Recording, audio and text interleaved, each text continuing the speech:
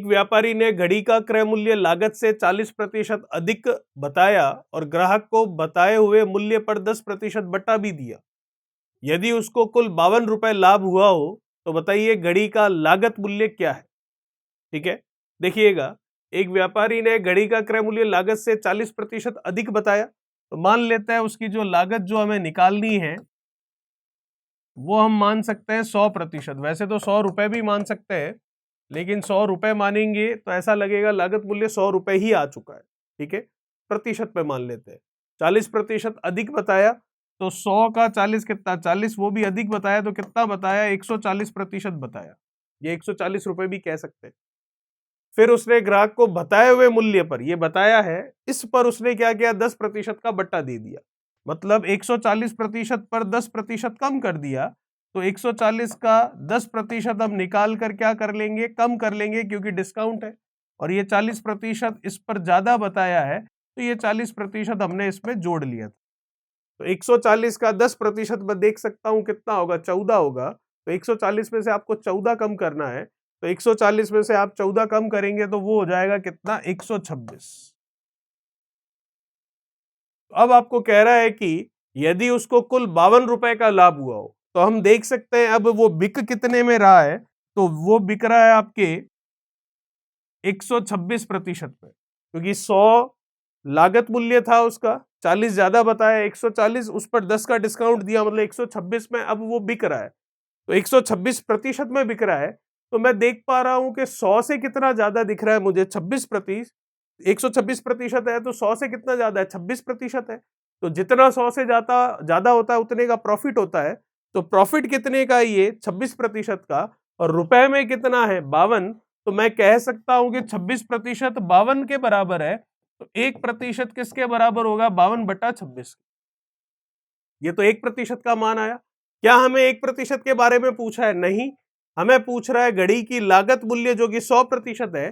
तो 1% का मान इतना है, तो 100 का मान कितना होगा, वो हम 100 से गुणा कर लेते। ये 2 बार गया, 2 का 100 से कितना हुआ, 200। यही आपको पूछा है, इसका मतलब ऑप्शन कौन सा सही है आपका, चौथा ऑप्शन बिल्कुल सही होगा। चलिए, ये था क्वेश्चन नंबर 47। बात करते हैं नेक्स्ट क्वेश्चन 48 के बारे में। तो नेक्स्ट क्वेश्चन में जाने से पहले मैं राकेश चौधरी, आपका मैथमेटिक्स टीचर, वेलकम करता हूं आपका डिजिटल तैयारी के यूट्यूब चैनल पर। जैसा कि आपको पता है, हम बात कर रहे हैं रुक्मिणी पब्लिकेशन की प्लेटफॉर्म बुक के बारे में, जिसमें हमारा चैप्टर चल रहा है प्रॉफिट एंड लॉस। लेवल 1 देख रहे हैं हम, उसका पार्ट नंबर है 6, जिसका एक क्वेश्चन हम कर चुके हैं। बात करते हैं सेकंड क्वेश्चन के बारे में। क्या कह रहा है, दूसरा सवाल देखिए। एक टेबल जिसका अंकित मूल्य 1200 रुपए है, एक फुटकर विक्रेता को 25% बट्टे पर मिलती है। ठीक है, दुकानदार चाहता है कि वह ग्राहक को नए अंकित मूल्य पर, कौन दुकानदार, जो ये फुटकर विक्रेता है, उसी के बारे में बात कर रहे हैं। ये फुटकर विक्रेता ये चाहता है कि अब जो उसके पास ग्राहक आए उसको नए अंकित मूल्य पर 10% व्यापारिक बट्टा देकर अपने क्रय मूल्य पर वो 15% का लाभ कमा ले। तो आपको ये पूछा जा रहा है उस टेबल पर क्या मूल्य अंकित करना चाहिए, जो नया वाला है वो आराम से बता सकते हैं। देखिएगा, पहले तो अंकित मूल्य कितना था, 1200। तो जो फुटकर विक्रेता है वो खुद खरीदने गया किसी शोरूम पर, 1200 रुपए एमआरपी थी और उस पर 25% का डिस्काउंट देकर उसको बेच दी गई, मतलब उस फुटकर विक्रेता ने वो टेबल खरीद ली। तो एमआरपी कितनी थी, 1200, उस पर 25% का डिस्काउंट हुआ, मतलब उसके 75% पर बेच दी गई। तो मैं देख सकता हूं ये 3, ये कितना 4, ये कितना, तो ये कितना आया 900 रुपए। तो इसका मतलब 900 रुपए में उस फुटकर विक्रेता ने खरीदी। तो फुटकर विक्रेता के लिए जो क्रय मूल्य है वो कितना आ गया, 900 रुपए का। अब वो फुटकर विक्रेता, मतलब जो दुकानदार है, वो क्या चाहता है कि वो अपने क्रय मूल्य पर 15% का लाभ कमा ले। तो 15% का लाभ कमा ले, तो 900 रुपए में खरीदा है, इसके 15% के प्रॉफिट की बात कर रहा है। तो इसका मतलब कितने में बेचेगा, तो विक्रय मूल्य में देख सकता हूं क्या होगा, 900 रुपए क्रय मूल्य है, 15 का लाभ कह रहा है, तो 900 के 115% पर बेचने की बात कर रहा है। तो मैं देख सकता हूं डबल जीरो से ये डबल जीरो कैंसिल हो गया, 115 का 9 से कर लेते हैं, कितना हो जाएगा, ये हो गया आपके कितना, 9 का 5 से कर लिया कितना, 45, फिर 4, 9 और 4 कितना 13, फिर 1, फिर 9 और ये एक कितना 10, तो 1035 हम कह सकते हैं। तो इसका मतलब सेलिंग प्राइस कितना आ गया आपके पास 1035। अब ये जो सेलिंग प्राइस आया है उस फुटकर विक्रेता के लिए जो कि वो अपने ग्राहक को बेचेगा, उसमें ये शर्त है कि 10% का डिस्काउंट भी इस पर लगा हुआ है। तो इसका मतलब ये जो 1035 रुपए में बेच रहा है, विक्रय मूल्य है फुटकर विक्रेता के लिए जो कि अपने ग्राहक को देना चाह रहा है, तो 1035 रुपए में वो बेचेगा और 10% डिस्काउंट के साथ बेचेगा। तो 10% का डिस्काउंट मतलब 90% हो गया। जितने का डिस्काउंट होता है 100 में से कम करते हैं, तो 10% की छूट के साथ 1035 में बेच रहा है, तो 10% की छूट मतलब 90%। तो 90% का मान ये रुपए में कितना आ गया 1035। 1% का मान कितना होगा 1035 बटा 90। क्या हमें 1% का मान निकालना है? नहीं, हमें पूछ रहा है टेबल पर क्या मूल्य अंकित करना चाहिए। अब आप कहेंगे अंकित तो हो रखा है पहले से 1200। ये तो उस समय हो रखा है जब ये फुटकर विक्रेता खुद अपनी दुकान के लिए किसी शोरूम से खरीद कर लाया था। अब अंकित मूल्य की बात वो कर रहा है जब फुटकर विक्रेता अपनी दुकान पर उस टेबल को लाकर उस पर जो एमआरपी लगाएगा, वो एमआरपी क्या होगी वो हमें बतानी है। तो एमआरपी मतलब 100% का मान बताना है। 1% का मान ये है, तो 100 का क्या होगा 100 से गुणा कर लेते, बस आपको इसका आंसर निकालना है। तो कैंसिल होने के लिए तो ये 0 है, कैंसिल होने के लिए 9 से ये गया एक बार, कितना हो गया 13, तो फिर से गया कितना एक बार, कितना हो गया ये 4, तो अब गया 5 बार। आंसर आ गया कितना आपके पास 1150 रुपए, जो कि मैं देख सकता हूं कि क्वेश्चन का आंसर है ऑप्शन सी। ये था हमारा क्वेश्चन नंबर 48। बात करते हैं नेक्स्ट क्वेश्चन 49 के बारे में।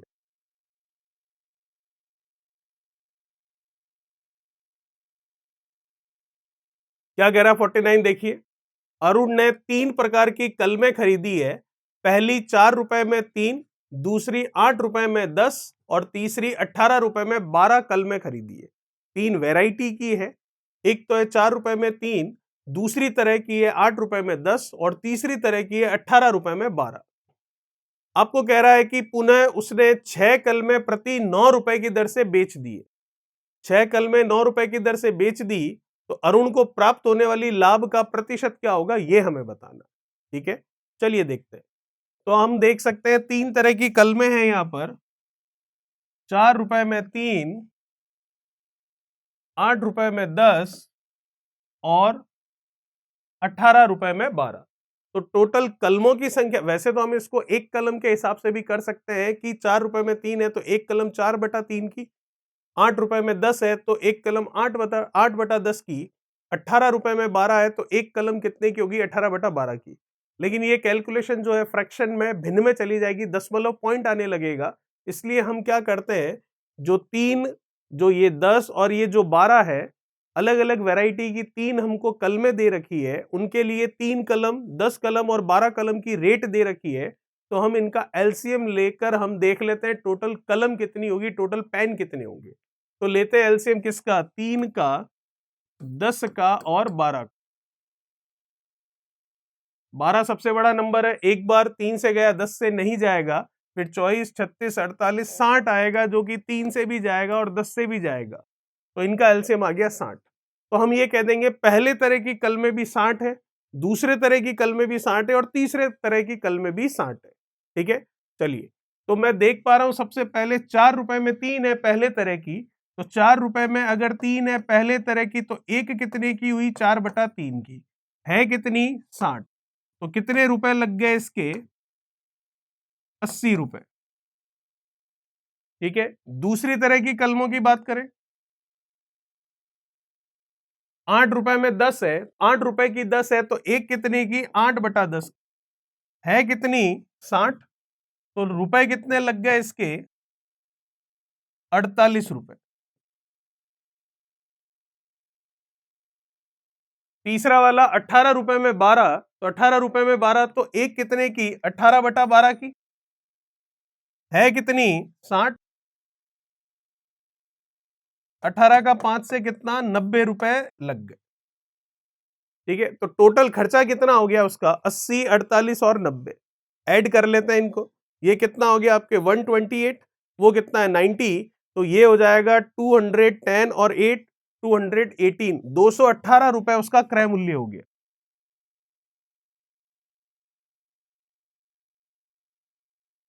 218 रुपए क्रय मूल्य आया, ठीक है यहां तक। अब आपको कह रहा है कि वो 6 कलमे प्रति 9 रुपए की दर से बेच रहा है। ये तो क्रय मूल्य आ गया। अब विक्रय मूल्य के बारे में बात कर लेते हैं। तो विक्रय मूल्य क्या होगा? 6 कल में 9 रुपए में बेच रहा है, तो 6 बेच रहा है 9 रुपए में, तो एक कितने में बेचेगा? 9/6 में। ये तो एक का मान आया। टोटल कल में टोटल पेन कितने हैं? 60। ये फर्स्ट वैरायटी के 60, सेकंड वाली वैरायटी की, और 60 क्या तीसरी जो थर्ड वैरायटी है उसके। तो टोटल कितने हो गए? 60 + 60 + 60 कितने हो गए? 180 पेन हो गए। तो जितने खरीदे उतने बेचने, ये कैंसिल हुआ 3 बार। तो 270 रुपए हमारे पास क्या आया? विक्रय मूल्य। क्रय मूल्य में देख सकता हूं 218 रुपए है, विक्रय मूल्य में देख सकता हूं 270 रुपए है। आपको यही बताना है कि परसेंटेज प्रॉफिट या परसेंटेज लॉस जो भी हो रहा है वो क्या होगा, लेकिन इसने बोल दिया प्रॉफिट है तो लाभ ही होगा, फिर लॉस नहीं होगा। तो कितने प्रतिशत का लाभ हो रहा है ये आपको देखना है। कैसे निकालेंगे? प्रतिशत मतलब गुणा में क्या? 100। नीचे क्रय मूल्य 218, ठीक है। फिर ऊपर क्या आएगा? जितने का फायदा हो रहा है, 218 में खरीदा है और 270 में बेच रहा है, तो कितने का फायदा हम देख सकते हैं? 2 इधर और 50 उधर, तो 52 जो है उसका प्रॉफिट हो रहा है। ठीक है यहां तक। इसको हम सरल करेंगे, आंसर मिलेगा आपको 23.85%, जो कि मैं देख सकता हूं ऑप्शन कौन सा मैच कर रहा है? आपका तीसरा ऑप्शन। तो कितने प्रतिशत का लाभ हुआ? 23.85% का लाभ हुआ। चलिए, ये था हमारा क्वेश्चन नंबर 49। बात करते हैं नेक्स्ट क्वेश्चन 5050 के बारे में।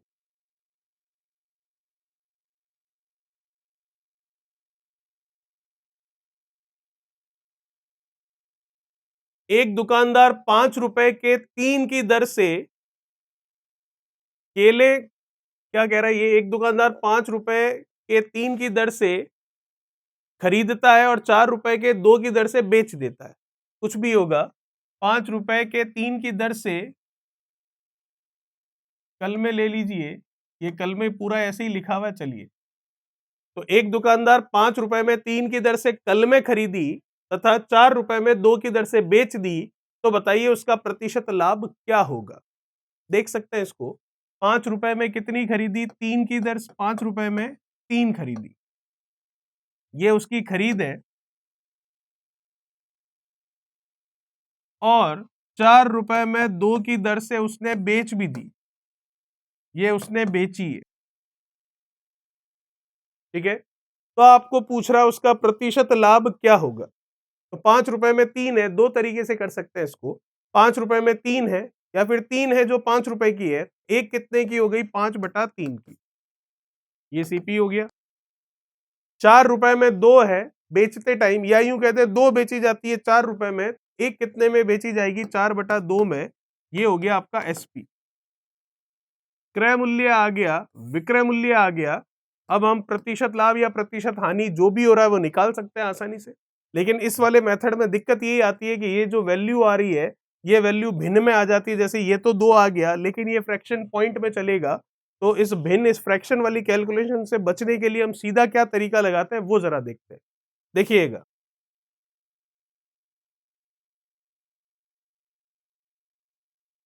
सीधा तरीका ये लगेगा कि आप खरीदे गए मूल्य को बेची गई वस्तुओं की संख्या से गुणा कर लीजिए। तो खरीदे गए मूल्य का मान कितना है? 5। बेची गई वस्तुओं की संख्या कितनी है? 2। सिर्फ इतना याद रखना है आपको, और ये आपको देगा क्रय मूल्य, कॉस्ट प्राइस। क्या कहा मैंने? खरीदे गए मूल्य को बेची गई वस्तुओं की संख्या से गुणा करवा लीजिए। तो खरीदा गया मूल्य 5 है और बेची गई वस्तुओं की संख्या 2 है, इनका गुणा कराएंगे, ये आपको क्रय मूल्य देगा। तो क्रय मूल्य आ गया आपके पास कितना? 10 रुपए। और बचा हुआ जो 2 नंबर है उनका भी गुणा कर लीजिए, तो क्रय मूल्य आ गया। तो बचे हुए नंबर से मूल्य आएगा कौन सा? विक्रय मूल्य। तो 10 रुपए में खरीदा और 12 रुपए में बेचा, तो परसेंटेज प्रॉफिट या परसेंटेज लॉस आराम से निकाल सकते हैं। 10 में खरीद कर 12 में बेचा, इसका मतलब 2 कमाया। तो 2 किस पर कमाया? सीपी पर। सीपी कितना है? 10, और प्रतिशत के लिए गुणा में कितना? 100। तो आया कितना, 20% का प्रॉफिट होगा, जो कि हमारा तीसरा ऑप्शन बिल्कुल सही होगा। ठीक है, चलिए ये था हमारा 50। बात करते हैं 51 के बारे में।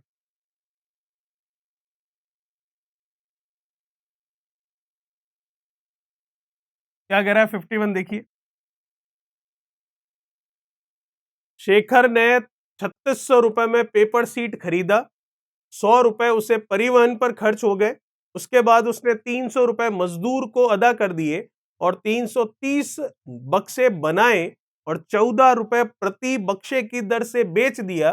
तो बताइए पूरे सौदे में उसको कितने प्रतिशत का लाभ हुआ। आसान है, क्रय मूल्य देखना है सबसे पहले तो, कि क्रय मूल्य क्या होगा। 3600 रुपए में तो पेपर शीट खरीदा है, चलिए, और खर्चा कितना हुआ उस पर, 100 रुपए परिवहन के दिए, तो ये लीजिए 100। फिर कह रहा है 300 रुपए मजदूर को दिए, तो ये लीजिए 300। ठीक है, तो कुल मिलाकर कितने रुपए हो गए इसके, कुल मिलाकर ये हो गए 4000 रुपए उसका क्रय मूल्य। फिर कह रहा है उसने 330 बक्से बनाए और 14 रुपए प्रति बक्से की दर से बेचा, तो क्रय मूल्य तो आ गया मेरे पास कितना, 4000। अब विक्रय मूल्य कितना होगा वो भी जरा देख लेते हैं। कितने बक्से बने, 330, हर एक बक्सा बिकेगा कितने में, 14 रुपए में, तो विक्रय मूल्य कितना होगा, 14 से इसका गुणा करवा लेते, तो कितना हो गया, 33 और 14 का, 4 का 3 से 12, ये 4 का 3 से 12 और 3 15 और एक कितना 16, 3 और एक कितना 4, 400, ये कितना हो गया आपके पास 62, और ये जीरो भी पड़ा है, तो 4620 रुपए हमारा क्या हो गया, विक्रय मूल्य हो गया। तो अब हम साफ साफ देख सकते हैं कि क्रय मूल्य कितना है, 4000, विक्रय मूल्य कितना है, 4620 रुपए है। तो इसका मतलब प्रॉफिट हो रहा है या लॉस, प्रॉफिट ही हो रहा है। कितने रुपए का प्रॉफिट हो रहा है, 620 रुपए का। हमें क्या निकालना है प्रतिशत में, तो निकाल लेते हैं परसेंटेज प्रॉफिट, प्रतिशत लाभ। प्रतिशत है मतलब गुणा में कितना, 100। कितना है क्रय मूल्य, 4000। 4000 में खरीद कर 4620 में बेचा, तो 620 रुपए कमाए। 3 जीरो से ये 3 जीरो कैंसिल, वैल्यू देख लेते हैं, 4 से गया ये 1, फिर कितना बचा आपके पास यहाँ पर 2, तो कितना हुआ 22, अब कितना गया 5 बार। 15 सही अगर मैं देखूं तो कौन सा ऑप्शन है आपका, चौथा ऑप्शन बिल्कुल सही होगा, 15.5 या 15 से 1/2%। चलिए, ये था हमारा क्वेश्चन नंबर 51। बात करते हैं नेक्स्ट 52 के बारे में।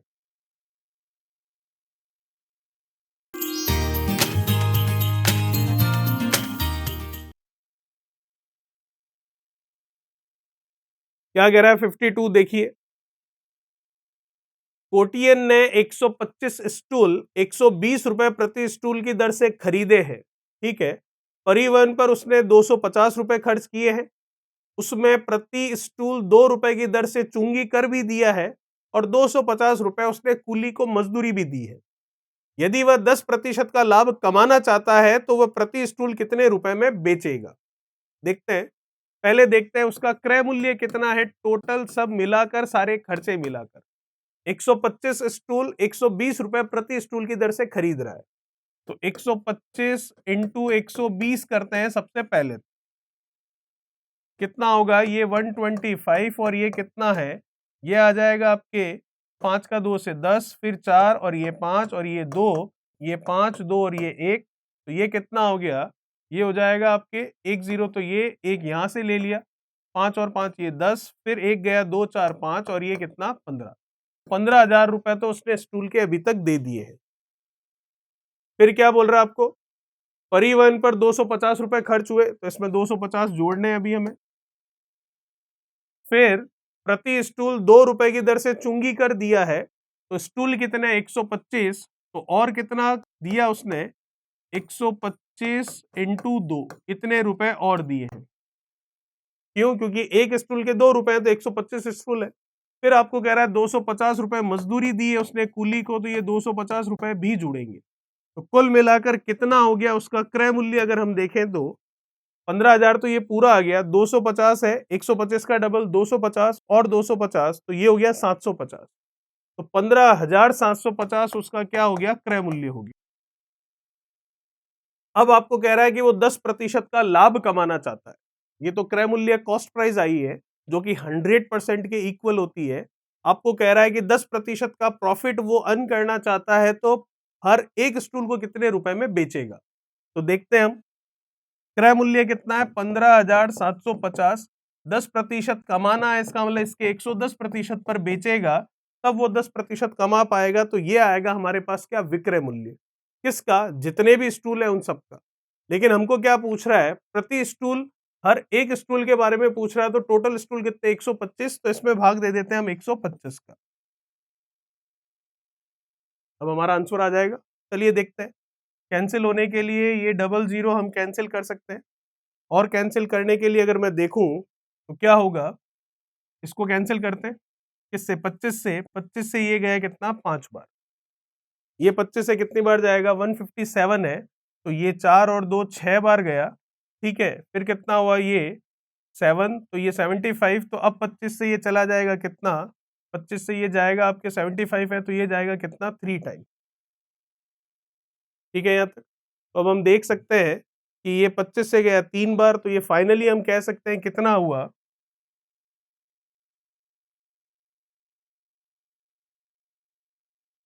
ठीक है। चलिए, तो ये कितना, 63, 25 से अगर देखें तो ये कितना, सॉरी 603 नहीं, ये 63 है। 25 से गया है, अब 25, ये हो गया 63, और 11 और नीचे कितना है 5, तो इसके लिए कितनी वैल्यू आ जाएगी, तो 63 का हम मल्टीप्लीकेशन करते हैं 11 से, तो ऐसे ही होगा।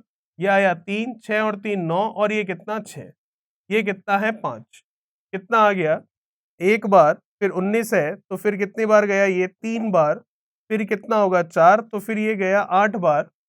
138 पॉइंट कुछ है, लेकिन वो यहाँ नहीं दिख रहा है, तो इसका मतलब हम कह सकते हैं कि इनमें से कोई नहीं, तो नन ऑफ दीज हो जाएगा। हर एक स्टूल का जो आपको एसपी पूछा है, एसपी ही पूछा आपको, 10% लाभ कमाना है तो कितने में बेचेगा, तो 138 पॉइंट कुछ आ रहा है, लेकिन ऑप्शन में नहीं दिख रहा है, तो हम कह देंगे इनमें से कोई नहीं। चलिए, ये था हमारा क्वेश्चन नंबर 52।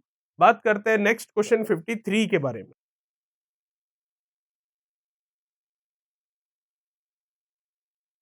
क्या कह रहा है 53, देखिए,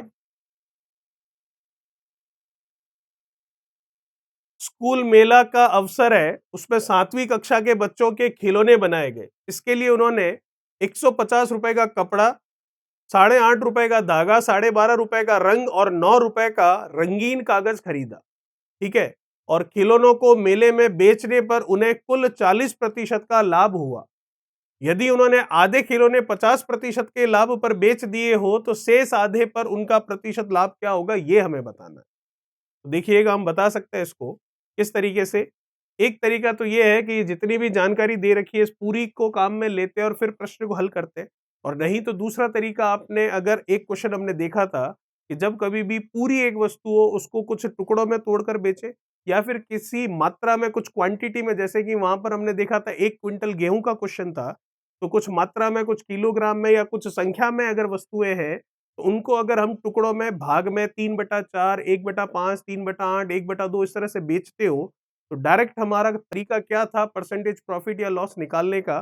देखिएगा, आपको कह रहा है कुल मिलाकर 40% का लाभ हुआ, आधे को 50% लाभ पर बेचा, आधा मतलब 1/2, ये 50% हो गया। तो आप देख सकते हैं ये कितना आ गया, 25। लाभ है तो किस में आएगा, प्लस में। आपको कह रहा है आधे को, तो आधा 1/2, कितने प्रॉफिट पर बेचेगा ये हमें नहीं पता, तो हमने मान लेते हैं ए प्रॉफिट पर बेचेगा। तो ये कितना आया, A/2 आया। तो जैसा कि आपको पता है, इन दोनों को जोड़ने पर कुल मिलाकर प्रतिशत लाभ या हानि पता चलती थी, दोनों ही प्लस के हैं, तो ये 25 प्लस A/2 ये होगा, जो कि प्रश्न में किसके बराबर दे रखा है, कुल मिलाकर उसको 40% का लाभ होता है। तो इस ए की वैल्यू आपको निकालनी है, जो कि अब हम निकाल सकते हैं। तो कितना हो गया, 25 plus A/2 is equals to 40। 25 तो जाएगा उधर, तो कितना हो जाएगा, 40 में से 25 गया तो ये 15, 40 में से 15, सॉरी 25 जाएगा तो कितना हो गया, 15। ए का मान निकालना है, तो उधर चला जाएगा 2, तो कितना हो गया, ये 30% हमारा आंसर हो जाएगा, जो कि मैं ऑप्शन देख सकता हूं कौन सा है, तीसरा बिल्कुल सही होगा। तो इसकी हमको जरूरत नहीं है। चलिए, बात करते हैं हम नेक्स्ट क्वेश्चन नंबर 54 के बारे में।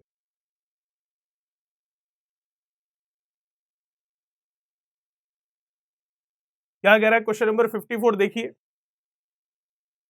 एक व्यक्ति ने 2 रेडियो में से प्रत्येक को 5,000 रुपए में बेचकर सौदे में न तो लाभ और ना ही हानि पाई। यदि उसने एक रेडियो 25% लाभ पर बेचा हो तो दूसरा रेडियो उसने कितने प्रतिशत हानि पर बेचा था। चलिए देखते हैं। आपको कह रहा है एक व्यक्ति ने 2 रेडियो में से हर एक को 5,000 रुपए में बेचकर पूरे सौदे में ना तो लाभ पाया है और ना ही हानि पाई है। तो जरा देखिएगा, पहले वाले रेडियो को कितने में बेचा, विक्रय मूल्य कितना है पहले वाले रेडियो का 5,000। दूसरे वाले रेडियो का विक्रय मूल्य क्या होगा, वो भी 5,000। तो कुल मिलाकर दोनों रेडियो जो है उनका विक्रय मूल्य कितना हो गया, 10,000। तो 10,000 रुपए में 2 चीजें बेची है तो उसे ना तो लाभ हो रहा है ना हानि हो रही है। तो इसका मतलब दोनों चीजों को 10,000 रुपए में ही खरीदा था। तो यहां पर हम ये कह सकते हैं कि दोनों रेडियो का फर्स्ट और सेकंड, दोनों जो रेडियो हैं उनका क्रय मूल्य कितना हो गया, कुल मिलाकर 10,000 रुपए। हर एक का कितना है वो हमें नहीं पता, लेकिन दोनों का 10,000 है। ऐसा क्यों, क्योंकि जब आपको कह रहा है प्रश्न कि हर एक को 5,000 रुपए में बेचने पर पूरे सौदे में ना लाभ हुआ ना हानि हुई, तो पहले को 5,000 में दूसरे को 5,000 में, दोनों को मिलाकर 10,000 में बेचा, तो इसका मतलब दोनों को मिलाकर भी 10,000 में ही खरीदा था। तभी तो 10,000 की चीज 10,000 में बिक गई, तो ना फायदा हो रहा है ना नुकसान हो रहा है। चलिए अब बात करते हैं आगे जो हमें कह रहा है उसके बारे में। देखिएगा क्या है प्रश्न आगे। फिर आपको कह रहा है कि यदि उसने एक रेडियो, पहला वाला मान लेते हैं, 25% लाभ पर बेचा तो दूसरे पर कितने प्रतिशत की हानि हुई। तो पहला वाला रेडियो देखते हैं। तो पहले वाले रेडियो के लिए हम देख सकते हैं कि विक्रय मूल्य कितना है, 5,000 है और 25% लाभ है। तो 25% लाभ मतलब 125%। रुपए में किसके बराबर, 5,000 के। 1% का मान किसके बराबर होगा, 5,000 बटा कितना, 125। क्योंकि 25% का लाभ मतलब 125% हो गया। जितने का लाभ 100 में जोड़ते हैं तो 100 में 25 जोड़ा तो 125% हुआ। वो रुपए में किसके बराबर है, 5,000 के। तो 125% 5,000 के बराबर है, तो 1% आया इसके बराबर। क्या हमें 1% के बारे में पूछ रहा है, नहीं। हम पहले इसका क्या निकालेंगे, क्रय मूल्य। तो इसका क्रय मूल्य निकाल लेते हैं। तो पहले वाले रेडियो का क्रय मूल्य निकाल रहे हैं, चलिए निकालते हैं। ये 4, ये 5, 25 से जाने पर ये 1,000। तो पहले वाले रेडियो का क्रय मूल्य आया 4,000 रुपए। तो फिर दूसरे वाले रेडियो का क्रय मूल्य क्या होगा, एक सेकंड में हम बता सकते हैं। जब दोनों का मिलाकर 10,000 है, उसमें से एक का 4,000 है, तो दूसरे का कितना हुआ, 6,000। अब देखिए, दूसरे वाले रेडियो का क्रय मूल्य आ चुका है, दूसरे वाले रेडियो का विक्रय मूल्य पता है। तो बस आपको यही तो पूछ रहा है कि कितने प्रतिशत का लाभ या कितने प्रतिशत की हानि हानि है, तो कितने प्रतिशत की हानि होगी। 6,000 में खरीद कर 5,000 में बेचा तो हानि हो रही है, कितने रुपए की हानि हो रही है, 1,000 रुपए की। कितने पर हो रही है, 6,000 रुपए पर। प्रतिशत के लिए गुणा में 100। 1/6 का मान कितना होता है, हम देख सकते हैं 16 से ही 2/3%। तो इसका मतलब ऑप्शन कौन सा सही होगा, पहला ऑप्शन आपका बिल्कुल सही होगा। ये था हमारा क्वेश्चन नंबर 54। ये जितना भी हम लिख रहे हैं, जैसे कि ये तो दे ही रखा था तो लिखने की जरूरत नहीं थी। जब आपको पता है क्रय मूल्य विक्रय मूल्य के बराबर है तो ये भी लिखने की रिक्वायरमेंट नहीं है। ये आप बिना लिखे प्रतिशत निकाल सकते हैं। और यहाँ पर भी हमने केवल और केवल 100% का मान निकाला है, जो कि 4,000 है। 10,000 में से 4,000 ये है, तो 6,000 दूसरा ही होगा। चलिए, ये था 54। बात करते हैं नेक्स्ट 55 के बारे में। क्या कह रहा है क्वेश्चन नंबर 55, देखिए।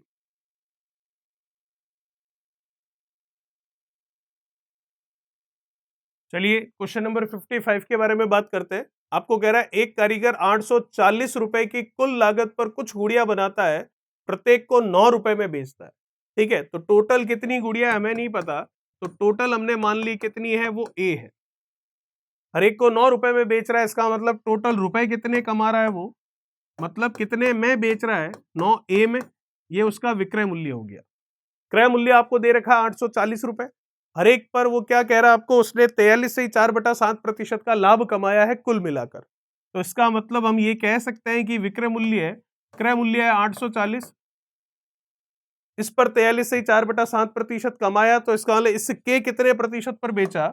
143 से 4/7% पर बेचा इसके। ठीक है, तो ये भी विक्रय मूल्य हुआ, तो ये विक्रय मूल्य है, ये भी विक्रय मूल्य है, तो ये आपस में क्या हो गए? बराबर हो गए। अब ए की वैल्यू निकालनी है, चलिए देखते हैं। 840, 143 का हम 7 से गुणा करते हैं, तो ये 7 का 3 से कितना होगा? 21, तो 2, 7 4 28 और 2 कितना? 30, फिर 7 और ये कितना? 10, 1001, उसमें 4 जोड़ लेते हैं, तो 4 जोड़ेंगे तो कितना हो गया? 1005। ये 7 है और नीचे प्रतिशत हटेगा तो कितना हो जाएगा? ये 700। चलिए, अब यहां से हमको कैलकुलेशन करके वैल्यू निकालनी है किसकी? ए की। जो कैंसिल हो रहा है उसको कैंसिल करते हैं। जीरो से ये जीरो गया, ठीक है। फिर अगर हम देखें तो 7 से इसको काट सकते हैं कितनी बार? 7 से गया एक बार, फिर ये 14, तो ये गया 2 बार। ये अभी भी 10 पड़ा है, ध्यान रखिएगा, ठीक है। तो फिर हम इसको देखें तो 5 से ये गया कितना? 2 बार, और 5 से इसको कर सकते हैं हम। 5 से इसको कर लिया हमने, कितना? 5 से जाएगा ये 2 बार, फिर 0 और ये कितना? 1, ठीक है। अब 2 से अगर मैं देखूं तो 2 से ये जा रहा है कितना? 6 बार। और कुछ कैंसिल करना है तो करते हैं। तो अगर हम देखें कि और ये किससे कैंसिल हो सकता है? 3 से गया कितना? 2 बार, 3 से गया 3 बार, 3 से इसको कैंसिल कर लेते हैं।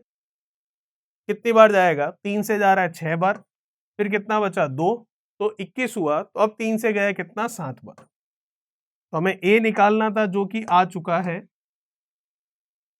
2 इंटू कितना? 67 कह रहा है, तो कितना हो जाएगा? ये 14 और ये 120, 134 हो जाएगा, 134। यही आपको पूछ रहा था, जो कि ऑप्शन कौन सा है? तीसरा ऑप्शन सी है। चलिए, ये था हमारा 55। बात करते हैं नेक्स्ट क्वेश्चन 56 के बारे में।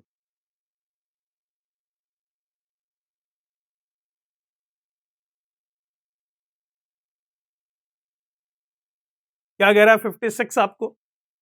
तैयार कपड़े बनाने वाली एक कंपनी ने थोक खरीदारों के लिए 15% डिस्काउंट घोषित किया है।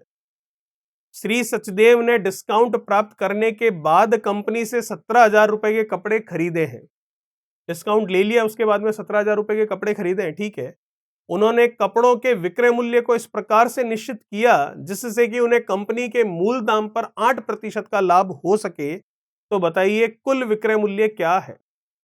चलिए, तो 15% डिस्काउंट लिया, उसके बाद में 17,000 रुपए के कपड़े खरीदे, तो मैं कह सकता हूं 15% का डिस्काउंट मतलब 85% हो गया।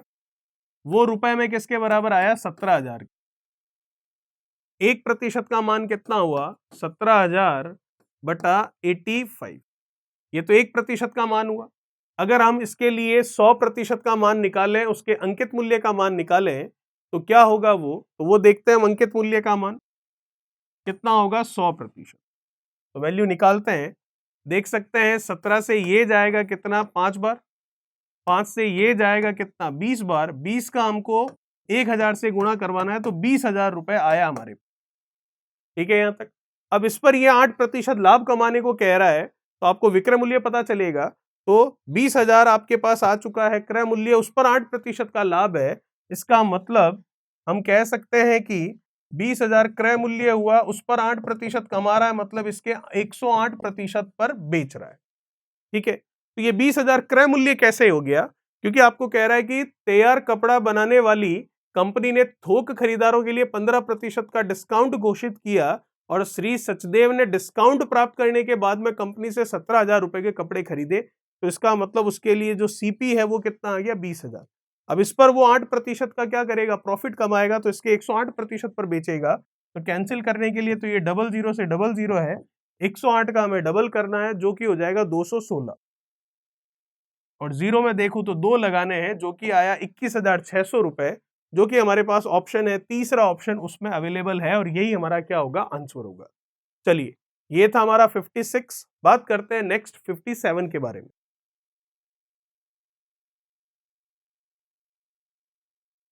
क्या कह रहा है क्वेश्चन नंबर 57? देखिए, रवि कुमार ने 35 रुपए प्रति वस्तु की दर से 60 वस्तुएं खरीदी है, और उनकी पैकिंग पर 90 रुपए भी खर्च किए हैं। प्रत्येक वस्तु को वह किस मूल्य पर बेचे कि उसे 20% का लाभ हो जाए? अच्छा प्रश्न है और आसान भी है।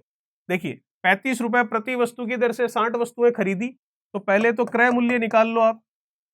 35 रुपए एक वस्तु के, और वस्तुएं टोटल कितनी है 60, और साथ ही साथ उसने 90 रुपए पैकिंग के भी दिए, तो 90 रुपए भी उसमें जुड़ेंगे क्योंकि अन्य खर्च भी हो रहा है।